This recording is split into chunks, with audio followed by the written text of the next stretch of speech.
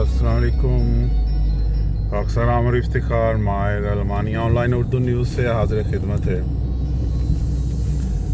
ये फ्रैंकफर्ट है हमारा, जहाँ भी खामोशी है। एतवार की सुबह है, अभी दोपहर के 12:15 हुए हैं। लोगों की कुछ चहल पहल है।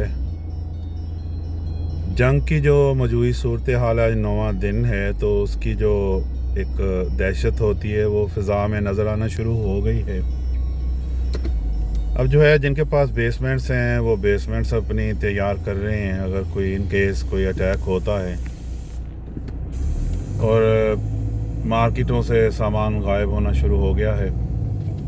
वही जो कोरोना की पहले लहर आई थी पहली, उससे पहले जो मार्केट्स में सूरत हाल नज़र आती थी, उसी की एक झलक दोबारा अब देखने को मिल रही है। मेन चीज़ यही है कि लोग खौफज़दा हैं और ठीक ठाक खौफज़दा हैं।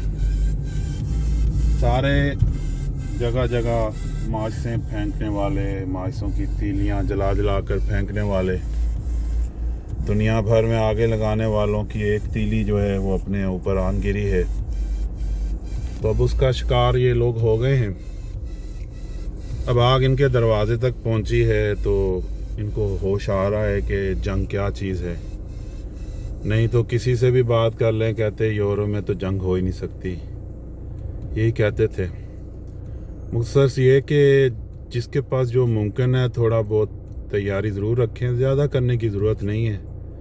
यही हफ्ता डेढ़ का सामान हो, जिसमें पानी वगैरह की स्टोरेज है, आग जलाने का मुतबादल इंतज़ाम हो, कोई मरहम पट्टी का हो, दवाइयाँ हों ज़रूरी, बस ये चीज़ें जमा कर लें। बाकी तो खुदा की तरतीब है। और आने वाला यही 6-7 दिन है जो ज़रूरी हैं, जो अहम है, जो अपनी अपनी राय होती है। अमेरिका ने तो अचीव कर लिया जो कुछ उसने करना था। उसका मकसद इस जंग को असल शक्ल में लागू नहीं था करना, एक सूरत हाल पैदा करनी थी जिसके तहत उसके जो मेन दो ओपोनेंट्स हैं, रशिया और फिर इसके बाद यूरोप है। चाइना के लिए तो वो कुछ और करेगा बाद में, अगर उसने करना हुआ, खुदा ने तौफीक दी अगर उसे। लेकिन सरेदस्त उसने इन दोनों को आपस में एंगेज करके लड़ाई करवा के, कोई कह लें अगर सारा नुकसान हम देखें आपस में, इनकी ट्रेड है, इनका जो भी उसके प्लांट्स वगैरह बंद हुए हैं, उसके बाद कीमतें बढ़ी हैं, उसके बाद एनर्जी की प्राइसेस ऊपर आई हैं, उसके बाद जो भी डेक्स है, जो भी इनके स्टॉक एक्सचेंज हैं, उनकी गिरावट देखें तो तकरीबन जो ये मानेंगे नहीं, 1.5 ट्रिलियन का इनको नुकसान दे चुका है वो पिछले कोई 2 हफ्तों में।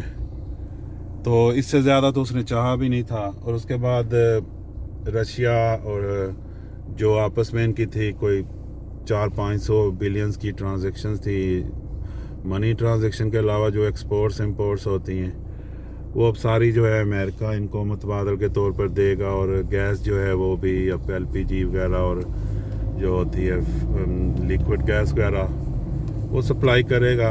एनीवेज, ये तो कैसा चीज़ है जो हर कोई जानता है।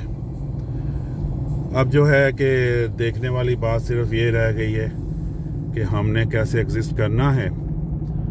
उसमें खुदा की ज़ात है। अभी मेरा गुज़र हुआ एक चर्च के पास से, तो देख के कुछ खुशी हुई, कुछ अफसोस हुआ कि हम इंसान उस वक्त का इंतज़ार क्यों करते हैं जब आखिर होती है और हम अपने क्रिएटर या मालिक या खुदा या रब, जो भी हम उसे कह लें, उसकी तरफ हम लौटते हैं और उससे मदद के तालिब होते हैं। तो आज चर्च में से बहुत सारे नौजवान भी निकलते नज़र आए, बच्चे भी।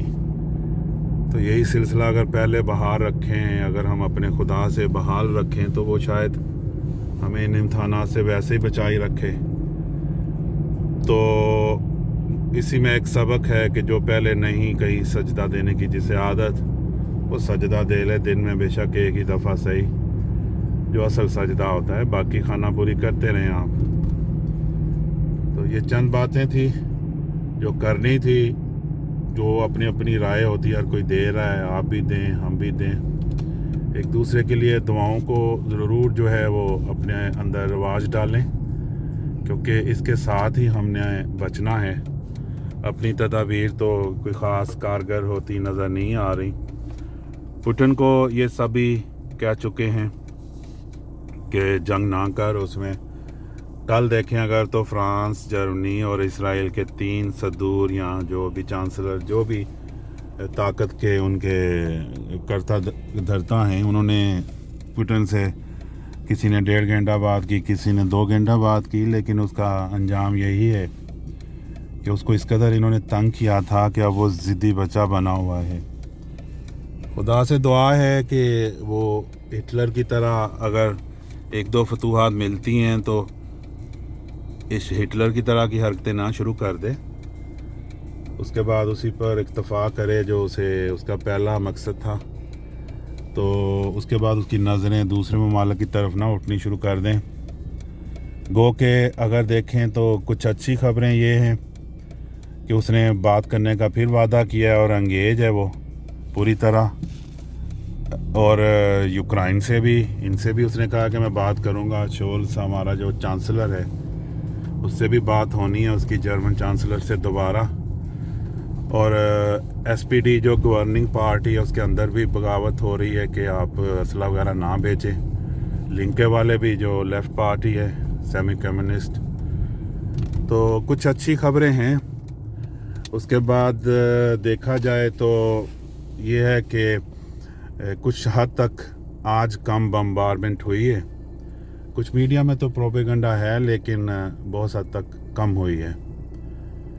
तो इन्हीं में से उम्मीद रखनी चाहिए कि कुछ सूरत हाल नाजुक इस तरह है कि CDU जो पहले 16 साल ताकत में रही है, मेर्केल की पार्टी, उसने ज़रूर कहा है कि हमें अब जो है कुछ ना कुछ करना चाहिए नाटो को, और ये लम्हा फ़िक्रिया है। तो कुछ ऐसे प्रोपेगेंडा हैं कि ये हो गया वो हो गया, इतना कुछ नहीं है जितना दिखाया जा रहा है। मज़लूमियत का ड्रामा हर जगह है, लेकिन वो तो होना था, फिर पार्ट ऑफ द गेम था।